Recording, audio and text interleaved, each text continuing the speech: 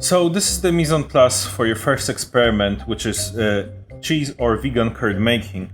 You will need 2 ingredients. You will need your soy milk or cow's milk, and you will need your coagulant. You can use the citric acid we have provided you in this little pot, or you can use any other coagulant that's specified in the manual. Now, you can measure the milk using the big measuring cylinder, and for the preparation of the citric acid solution, you can use your little squeezy bottle as the source of water, you can use the little cylinder to measure it, and the little conical flask to dissolve it.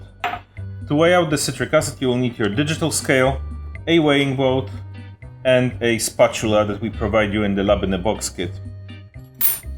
Now, throughout the experiment, you will be asked to measure pH, and there are universal indicator papers in the kit that you can use for doing that. Once you measure out and heat up your milk and add the coagulant, it's good to mix it with a silicone spatula. And once it has rested, you will use this little cotton bag to strain it, so you can just kind of roll it out a little bit and put it in the provided sieve over a big beaker or a bowl or another pot, and just pour it in and it will strain. After it has strained a bit, you can kind of roll the bag out and hang it so it can strain in the fridge overnight.